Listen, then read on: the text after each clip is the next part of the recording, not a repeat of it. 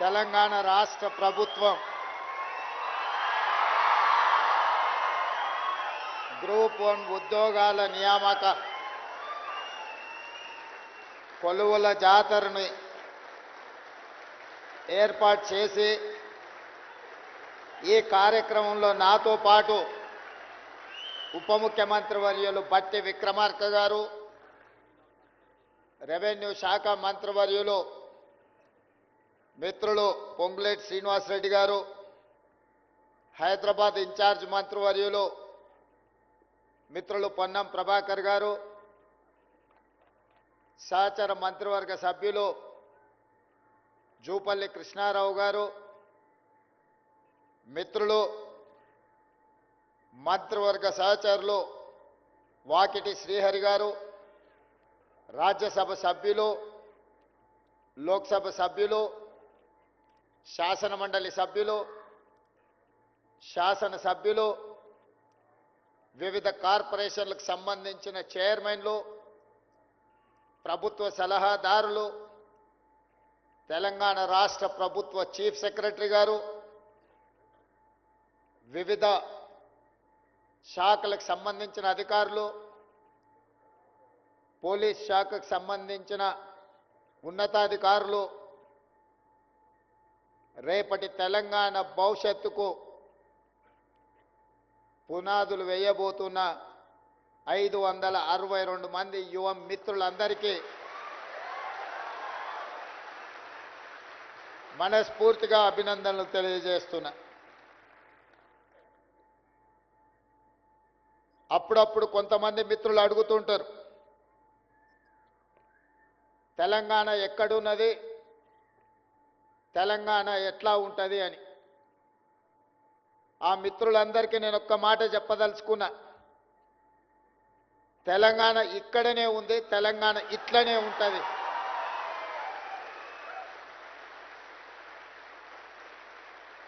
ఇది తెలంగాణ స్ఫూర్తి, ఇది తెలంగాణ చైతన్యం, ఇది తెలంగాణ భవిష్యత్తు. మిమ్మల్ని ఉద్దేశించి 4 మాటలు మాట్లాడాలనుకున్నప్పుడు మా అధికారులు నా ముందల 10 పేజీల ఒక నోట్ తీసుకొచ్చి పెట్టారు. అది చదవడం ద్వారా నేను లీడర్ను కాదు రీడర్నని మీరు అనుకునే విధంగా 10 పేజీల నోట్ తీసుకొచ్చి ఇచ్చారు.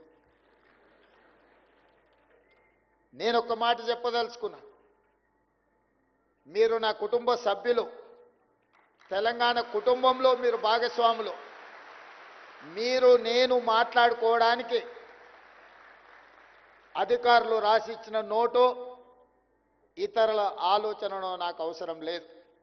నా మనసులో, నా ఆలోచనలో, నా విధానంలో ఏమున్నదో, మీ భవిష్యత్తుకు ఏమి కావాలనో తెలిసిన మీ సోదరుడిగా, మీలో ఒక్కడిగా ఈనాడు తెలంగాణ రాష్ట్ర ముఖ్యమంత్రిగా బాధ్యతలు నిర్వహిస్తున్నా. మిత్రులారా, మీకందరికీ తెలుసు తెలంగాణ నేపథ్యం. ఆనాటి కొమరం భీముడు కావచ్చు, మలితరం చాకలి ఐలమ్మ కావచ్చు, తర్వాతి తరం సాయుధ రైతాంగ పోరాటం కావచ్చు, ఒకనాడు జల్ జమీన్ జంగల్ కోసం కావచ్చు, మలితరం భూమి కోసం, భుక్తి కోసం, విముక్తి కోసం కావచ్చు, ఈనాడు సామాజిక న్యాయం, సమానమైన అవకాశాల కోసం కావచ్చు, సర్వ స్వతంత్రంగా స్వయం పాలన కోసం మన పోరాటం కావచ్చు, ఇవన్నీ తెలంగాణ సమాజం ఒక చైతన్యంతో కూడిన బాధ్యతతో జరిగిన పోరాటాలు. ఈ పోరాటాలలో వేలాది మంది అసూలు బాధ్యత. ఈ తెలంగాణ గడ్డకు ఒక చరిత్ర ఉన్నది, ఈ తెలంగాణ గడ్డకు ఒక పౌరుషం ఉన్నది, ఈ తెలంగాణ గడ్డకు ఒక వీరోచితమైన గాథలు ఎక్కడికెళ్ళినా, తండాలలో, గూడాలలో, మారుమూల పల్లెల్లో ఎవరిని కదిలించినా, ఏ జాతిని కదిలించినా ఈ తెలంగాణ స్ఫూర్తి కొట్టొచ్చినట్టుగా కనిపిస్తుంది. కానీ కొంతమంది వాళ్ళ ఆలోచనలో, వాళ్ళ భావ దారిద్ర్యమో, వాళ్ళ అవగాహన లోపమో, ఒక కుటుంబం కోసమో, ఒక రాజకీయ పార్టీ కోసమో తరతరాలుగా 6 దశాబ్దాలు కొట్లాడి సాధించుకున్న తెలంగాణ ఒక కుటుంబం లేకపోతే ఒక రాజకీయ పార్టీ ప్రయోజనం కోసం అని వాళ్ళు భ్రమలు చెందడం మనందరం కళ్ళతో చూసినాం. కలిసి వచ్చి 2 సార్లు గెలిస్తే ఆ గెలుపు కారణం వాళ్ళు కారణ జన్ములని భావించారు. కాలం కలిసి వచ్చి గెలుపుకు కారణ జన్ములు కావాల్సిన అవసరం లేదు. కొన్నిసార్లు భావోద్వేగానికి లోనైన మా యువత మంచి జరుగుతుంది, మా అవకాశాలు మెరుగవుతాయి, మేము ఆశించిన ఫలితాల కోసం ఈ ప్రభుత్వాలు పనిచేస్తాయని చెప్పి ఒక నమ్మకం, విశ్వాసంతో వాళ్ళకు బాధ్యతను అప్పచెప్పితే విశ్వాసఘాతకులుగా మారి మీకు అన్యాయం చేసి నమ్మక ద్రోహులుగా ఈ చరిత్రలో నిలిచిపోయినరు, కాలగర్భంలో కలిసిపోతారని చెప్పి నేను సందర్భంగా తెలియజేసుకున్నాను. మిత్రులారా, మీరు ఆలోచన చేయండి. మీ నేపథ్యం ఏదైనా ఉండొచ్చు. ఒక ఉపాధి హామీ కూలి కుటుంబ సభ్యులై ఉండొచ్చు. మారుమూల ఆదివాసి గూడాలలో ఉండే ఓ గిరిజన బిడ్డ అయి ఉండొచ్చు. లేకపోతే దళిత వాడల్లో నుంచి వచ్చిన నిర్లక్ష్యానికి లోనైన జాతి అయి ఉండొచ్చు. లేదా పట్టణ ప్రాంతాలలో చదువుకున్న యువకులు అయి ఉండొచ్చు. మీరు ఈనాడు చైతన్యం కలిగి 4 లక్షలకు పైగా పరీక్షలకు అప్లై చేసుకొని 3 లక్షల మంది పోటీ పడితే అందులో నుంచి 562 మంది సెలెక్ట్ అయినారు. మా చీఫ్ సెక్రటరీ గారు 1:700 అన్నాడు. నేను అలా అనుకోవడం లేదు. 1:3 lakhs. ప్రతి ఒక్కడికి ఇంకొకటి పోటీనే. పరీక్షలు రాసిన 3 లక్షల మంది ప్రతి నిరుద్యోగ యువకుడితోని పోటీ పడ్డట్టే. ఇది 1:700 స్లాట్స్ కింద డివైడ్ చేసి మీకు కాంపిటీషన్ ఎగ్జామ్స్ కండక్ట్ చేసింది కాదు. మిమ్మల్ని ప్రతివాడు పక్కవాడికే పోటీ. అన్న తమ్ముడు పోటీ పరీక్ష రాస్తే అన్నకు తమ్ముడు పోటీ, తమ్ముడికి అన్న పోటీ. 562 మంది ఈరోజు మీరు ఎంపిక అయినరు అని అంటే 3 లక్షల మందితోని పోటీ పడి మీలో ఉన్న నైపుణ్యాన్ని, మీలో ఉన్న చైతన్యాన్ని, మీలో ఉన్న పట్టుదలను ప్రదర్శించి ఈనాడు శిల్పారామం వేదికగా తెలంగాణ రాష్ట్ర అభివృద్ధిలో భాగస్వాములు కావడానికి ఎంపిక అయినరు. వాళ్ళ కుటుంబంలో ఆనాడు నిజామాబాద్ ఎన్నికలలో ప్రజలిచ్చిన తీర్పును కాదని, కుటుంబ సభ్యులకు నిరుద్యోగం ఉండకూడదని 6 నెలలు తిరిగే లోపల రాజకీయ ఉద్యోగం కల్పించింది. వాళ్ళ బంధువులకు కల్పించుకున్నారు. మీరు ఎందుకు మీ కుటుంబ సభ్యులకు ఇచ్చుకున్నారని మనం ఎన్నడూ అడగలే. నీ చేతిలో అధికారం ఉంది, నీ దగ్గర పెత్తనం ఉంది, నువ్వు ఇచ్చుకున్నావులే అని మేము సర్దుకున్నాం. కానీ 2011 ఉమ్మడి రాష్ట్రంలో గ్రూప్ 1 పరీక్షలు నిర్వహిస్తే 2023 వరకు దాదాపుగా 12 సంవత్సరాలు గ్రూప్ 1 పరీక్షలు నిర్వహించలేదంటే, తెలంగాణ రాష్ట్రంలో 10 సంవత్సరాలు పరీక్ష నిర్వహించలేదంటే ఇంత బాధ్యత రహితమైన ప్రభుత్వం ఎక్కడైనా ఉంటుందా? వ్యక్తులు ఎవరైనా ఉంటారా? వాళ్ళ ఉద్యమకారులని నేను అడుగుతున్నా. ఏ ఉద్యమం, ఏ శ్రీకాంతాచారి, ఏ ఈశాన్ రెడ్డి, ఏ కానిస్టేబుల్ కిష్టయ్య, ఏ యాదయ్య, ఏ యాదిరెడ్డి ఎర్రకోట ముందల ఉరికొయ్యలకు వేలాడి సాధించిన తెలంగాణ స్ఫూర్తి ఎక్కడున్నది మీలో? శ్రీకాంతాచారిని మీరు మర్చిపోయి ఉండొచ్చు, కానిస్టేబుల్ కిష్టయ్యని మీరు మర్చిపోయి ఉండొచ్చు, ఈశాన్ రెడ్డి, వేణుగోపాల్ రెడ్డిని మీరు మర్చిపోయి ఉండొచ్చు. యాదయ్యను ఉస్మానియా యూనివర్సిటీ గేట్ల దగ్గర ఆనాడు పాలకులు నియంత్రిస్తే పెట్రోల్ పోసుకొని తగలబెట్టుకొని జై తెలంగాణ అని తెలంగాణ రాష్ట్రాన్ని సాధించింది వాళ్ళ కుటుంబ ప్రయోజనాల కోసం కాదు. లక్షలాది నిరుద్యోగ యువకులు తెలంగాణ రాష్ట్ర సాధనలో వాళ్ళు బాగుపడతారని వాళ్ళు త్యాగాలు చేసింది. ఏ ఒక్క రోజైనా ఈ పోటీ పరీక్షలు నిర్వహించాలన్న ఆలోచన మీకు వచ్చిందా? నిర్వహించకపోను తెలంగాణ పబ్లిక్ సర్వీస్ కమిషన్ని అంగడి సరుకుగా మార్చి గ్రూప్ 1 ఉద్యోగ నియామకాలు ఈరోజు మీరు గ్రూప్ 1 ఆఫీసర్లుగా మిమ్మల్ని నియమించే బాధ్యత పబ్లిక్ సర్వీస్ కమిషన్లో ఎవరు నేసిందా అంటే మెంబర్స్గా ఆర్ఎంపీ డాక్టర్ని. నేను వాళ్ళని తక్కువ చేయడం లేదు. వాళ్ళకున్న విజ్డమ్ ఎంత, వాళ్ళకున్న నాలెడ్జ్ ఎంత. ఒక టీచర్ని లేకపోతే ఒక ఆర్ఎంపీ డాక్టర్ని చిన్న చిన్న హోదాలలో ఉన్న వాళ్ళని పబ్లిక్ సర్వీస్ కమిషన్లో మెంబర్స్గా నియమిస్తే రేపు ఐఏఎస్లు కాబోయే మిమ్మల్ని నియమించే ఆలోచన వాళ్ళకి ఏ విధంగా ఉంటుందో ఒకసారి ఆలోచన చెయ్యండి. అందుకే ఆనాడు వాళ్ళు నిర్వహించిన పరీక్షలు ప్రశ్న పత్రాలు మీకు తెలుసు, జిరాక్స్ సెంటర్లలో పల్లి బఠానీలాకి ఎట్లా మీరు దానికి కారణం ఎవరో మీకు తెలుసు.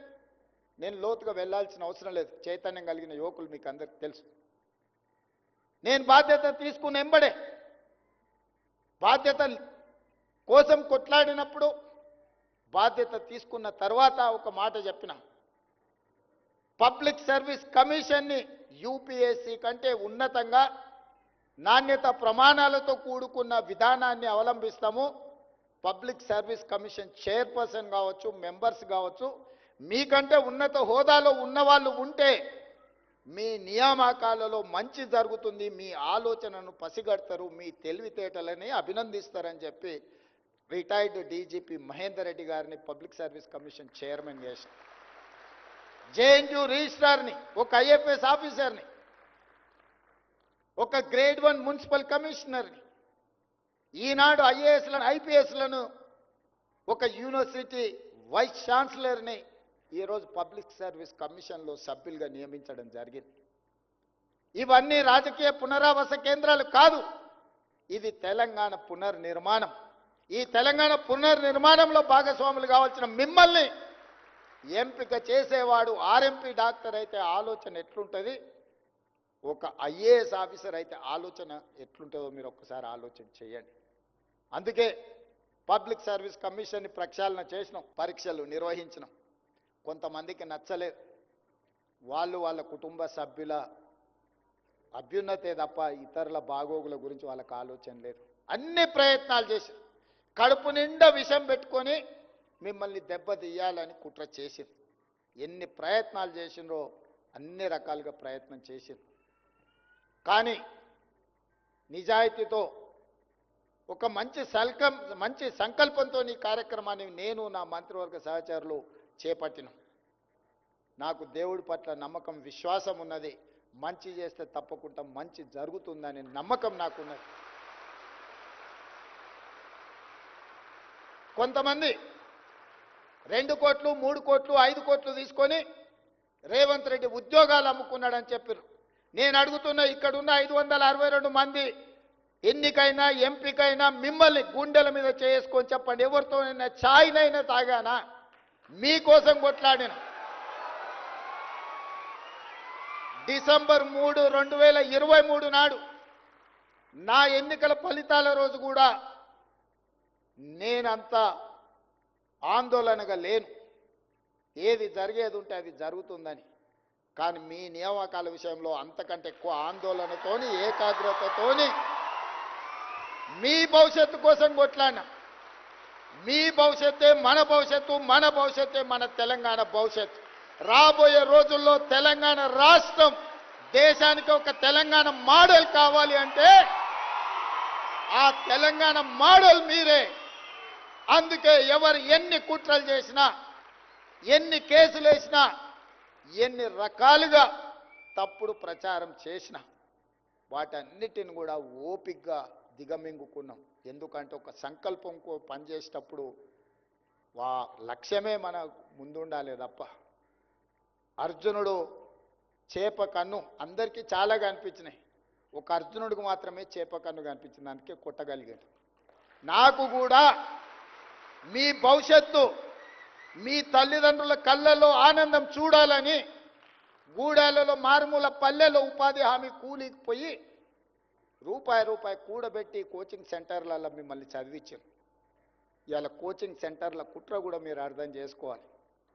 మిమ్మల్ని సంవత్సరాల కొద్దీ అశోక్ నగర్ చౌరస్తాలను, దిల్సుఖ్ నగర్ చౌరస్తాలను, అమీర్పేట చౌరస్తాలను నిరుద్యోగ యువకులుగా హైదరాబాద్కు వచ్చి 5 ఏళ్ళు 10 ఏళ్ళు ఈ సెంటర్లలో తిరుక్కుంటూ వెనక్కి ఊరికి వెళ్ళలేక, తల్లిదండ్రులకు మొహం చూపించలేక, ఇక్కడ ఉద్యోగాన్ని సాధించలేక మీరు పడుతున్న నరక యాతన వాళ్ళకు ఆదాయాన్ని తెచ్చిపెట్టే వనరుగా మారింది.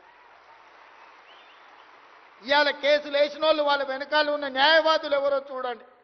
లక్షల కోట్ల రూపాయల ఫీజులు ఇచ్చి ఎవరు వాదిస్తున్నారో ఆలోచన చేయండి. ఇవాళ అందుకే ఏది ఏమైనా ఎవరు ఏమనుకున్నా తెలంగాణ భవిష్యత్తు నిర్మాణం చేసే అవకాశం మీ చేతిలో ఉంది. ఈరోజు నవ్విన వాడి ముందు జారిపడే పని చెయ్యకండి. ఇది ఒక గొప్ప అవకాశం. 40 సంవత్సరాలల్లా 562 ఉద్యోగ నియామకాలు జరగలేదు.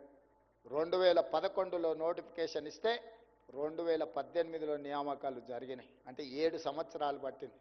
మొట్టమొదటిసారి 19 నెలల్లో నోటిఫికేషన్ నుంచి నియామకాల వరకు ఈరోజు ఈ ప్రభుత్వం ఒక బాధ్యతతో వ్యవహరించింది. ఈరోజు తెలంగాణ రాష్ట్రం ఒక గొప్ప లక్ష్యంతో ముందుకు వెళ్తుంది. 2034కి $1 ట్రిలియన్ ఎకానమీ, 2047 స్వతంత్రం వచ్చి 100 సంవత్సరాలు పూర్తి చేసుకోబోతున్న సందర్భంలో $3 ట్రిలియన్ ఎకానమీ. ఈరోజు దేశ జనాభాలో మనం 2.5%. మనం దేశానికి జీడిపిలో 5% ఇస్తున్నాం. కానీ భవిష్యత్తులో 10% మనం కంట్రిబ్యూట్ చేయాలనేదే మన లక్ష్యం. ఆ రాష్ట్ర మోడల్, ఈ రాష్ట్ర మోడల్, ఏదో మోడల్, గుజరాత్ మోడల్ అంటారు. నేను అడుగుతున్న మా నవయువకులను, తెలంగాణ మోడల్ క్రియేట్ చేయలేమా ఈ దేశాన్ని? మీ వల్ల కాదా? మనందరం కలిస్తే చేయలేమా? 2047 లోపల ఈ దేశంతోనే కాదు, ప్రపంచంలో ఉండే గొప్ప నగరాలతోని పోటీ పడే విధంగా తెలంగాణ రాష్ట్రాన్ని తీర్చిదిద్దాలి.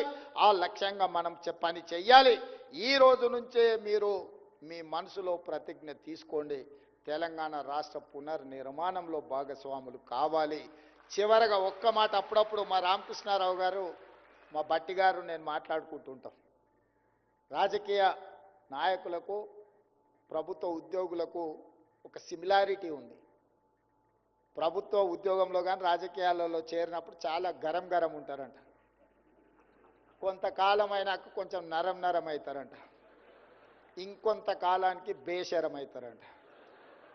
అంటే గరం నుంచి నరం, నరం నుంచి బేషరం. ఇది పరిణామ క్రమం జరుగుతూ ఉంటుంది అని ఒక నానుడి ఉంది. ఈ నానుడికి ఇది తప్పు అని నిరూపించే బాధ్యత మీ దగ్గర ఉంది అని నేను భావిస్తున్నా. మీరందరూ కూడా ఖచ్చితంగా తెలంగాణ ఉడుకు రక్తాన్ని ప్రదర్శించి తెలంగాణ భవిష్యత్తు నిర్మాణానికి మీరు సహకరించాలి. పేదవాడు, నిస్సహాయుడు నీ దగ్గరకు వచ్చినప్పుడు సహాయం చేసేటప్పుడు మీ కళ్ళల్లో మీ తల్లిదండ్రులు గుర్తు రావాలి. మీ తల్లిదండ్రులు 90% ఇక్కడ ఉన్న వాళ్ళు పేదరికం నుంచో, మారుమూల ప్రాంతాల నుంచో, గ్రామీణ ప్రాంతాల నుంచి వచ్చారు. రేపటి నుంచి మీరు అధికారులు కాబోతున్నారు, ఆఫీసర్స్ కాబోతున్నారు. నిన్నటి వరకు మీరు నిరుద్యోగ యువకులు, గ్రామీణ ప్రాంతాలలో ఉండే సామాన్యమైన కుటుంబ సభ్యులు. కానీ ఈ రోజు నుంచి తెలంగాణ రాష్ట్రాన్ని నడిపించే యంత్రాంగం, అధికారులు, ఆఫీసర్స్. ఈ రోజు నుంచి మీ టైటిల్ ఆఫీసర్. ఈ ఆఫీసర్ అనే పదానికి ఎంతో ఇంటెన్సిటీ ఉంది, ఎంతో బలం ఉంది. ఈ బలాన్ని మీరు అంచనా కూడా వేయలేరు. మీకు అన్ని డోర్లు ఓపెన్ అయితే ఎక్కడికి వెళ్ళినా this is green card, green channel for your future. ఒక ప్రజాప్రతినిధికి, ఒక ఉన్నతాధికారికి ఎక్కడికి వెళ్ళినా డోర్లు ఓపెన్ అయ్యేది. కొన్నిసార్లు జీవిత కాలంలో కూడా ఆ డోర్ మన కోసం ఓపెన్ కాదు. కానీ ఒక అధికారి, ఒక ప్రజాప్రతినిధి అయినప్పుడు ఆ డోర్లన్నీ ఓపెన్ అవుతాయి. ఇంత గొప్ప అవకాశం మాకొచ్చింది, మీకొచ్చింది. మీరు మేము కలిసి తెలంగాణ నిర్మాణంలో భాగస్వాములం అవుదామని తెలియజేస్తూ మరొక్కసారి మీ అందరికీ, ముఖ్యంగా ఇక్కడున్న నిరుద్యోగ యువతీ యువకుల యొక్క తల్లిదండ్రులకు మనస్ఫూర్తిగా నేను అభినందనలు తెలియజేస్తున్నా. మీరు కన్న కలలు నిజం కాబోతున్నాయి. ఇక్కడ ఉన్న వాళ్ళందరూ కూడా తల్లిదండ్రులను మంచిగా చూసుకోండి అని సూచన చేస్తున్నా. తల్లిదండ్రులను మంచిగా చూసుకోకపోతే తొందరలోనే చట్టం తెస్తున్నా, 10% మీ జీతం కోసి చక్కగా మీ తల్లిదండ్రుల ఖాతాలు వేస్తా.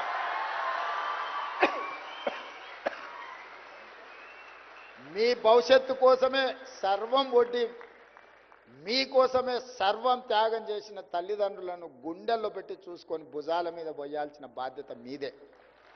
ఎవరైనా ఎక్కడైనా నా దృష్టికి తల్లిదండ్రులను నిర్లక్ష్యం చేసిందని తెలిస్తే మాత్రం తప్పకుండా మీ 10% జీతాన్ని కోత విధించి మీ తల్లిదండ్రుల ఖాతాల్లో వేస్తానని తెలియజేస్తూ మీ అందరి దగ్గర సెలవు తీసుకుంటున్నాను.